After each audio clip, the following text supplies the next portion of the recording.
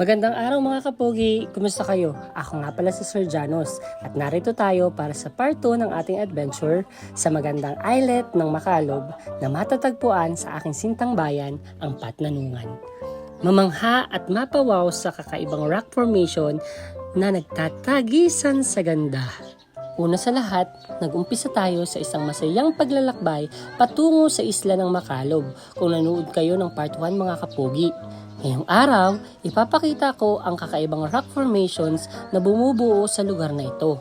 Ang ganda ng mga hugis at instruktura ng mga bato na tila hinubog ng panahon dahil sa salpok ng mga alon sa matagal na panahon. Talagang nakakamangha mga kapugi.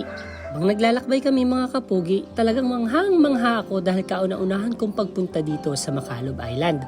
Talaga namang kakaiba at mamangha sa bawat hampas ng alon na aking natatanaw. Alam nyo ba mga kapogi, ang alam ng mga taga Patnanunganin ay hindi talaga ito mapuntahan dahil nga kapag malakas talagang mapanganib. Pero dahil summer, napuntahan natin ang napakagandang paraisong ito. Nakakamangha. Naalala ko pa nga mga kapogi, nung nabubuhay pa ang aking ama, siya talaga isang batikan na maglalaot kung saan dito sila nangunguha pag ganito ang panahon maganda. At dito sila naglalambat at talagang marami nakukuha silang isda. Pambihira lang talaga nakakapunta dito mga kapogi dahil pag naabutan kayo ng subasko, tiyak na mapanganib at baka malubog pa ang inyong sinasakyang bangka. Kaya dapat pagpupunta dito ay talagang summer at maganda ang panahon mga kapogi.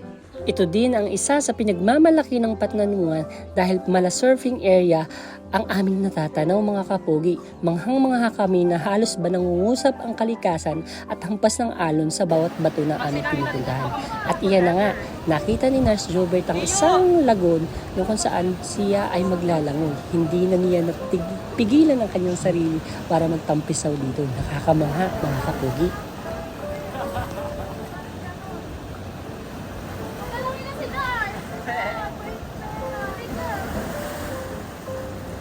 So ayan guys, nakikita nyo ang mga pasneya.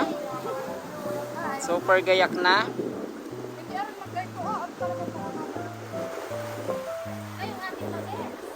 Ulo, ganda naman dito. Gumawa ka ng sa iyo at ako yung video.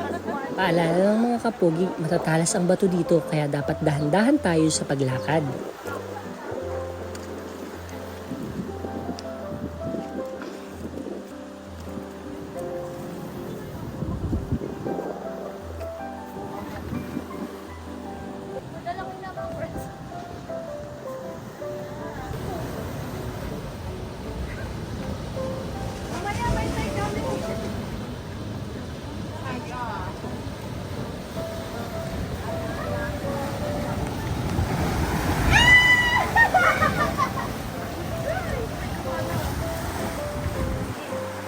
Gandang-ganda naman ang lugar, eh.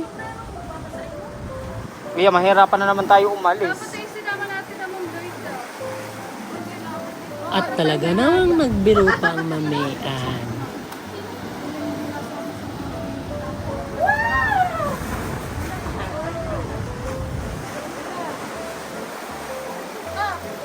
Hala, ganda naman dyan maglangoy. At isang nagbabagang balita mga kapogi, may namataan kaming balyena. At talaga namang napakaganda ng lagoon na ito, sobra silang nag-enjoy. Glitch as it may sound, pero totoo mga kapogi, the best view comes after a difficult climb. Kung naghahanap kayo ng adventure at tranquility at the same time, my best recommendation would be Macalob Island. Dito sa aming bayan, ang Patnanungan. Nature tripping, shore trekking, rock climbing, and of course, swimming roll into one.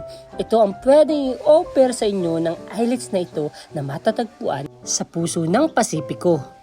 Upang mas ma-appreciate ko ang kagandahan ng Macalob Island at mga rock formation nito, kahit matatalas ang bawat bato ay nagpasya akong libutin ang lugar na ito.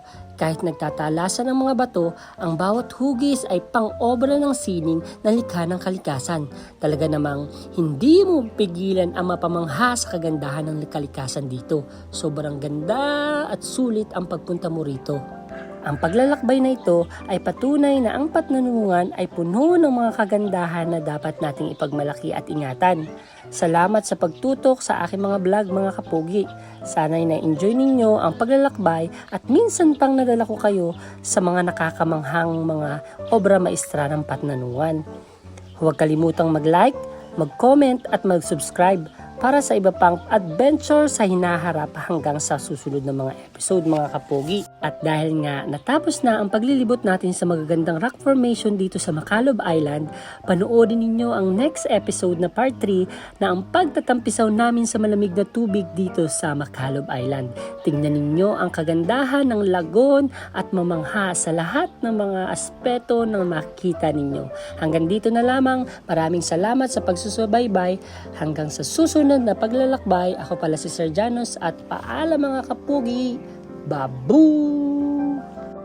Panoodin niyo mga kapogi hanggang dulo at kung may nakita ko yung ads, huwag ninyong skip para mas marami pa tayong puntahan sa isla ng Patnanungan. Yun lamang mga kapogi, maraming salamat.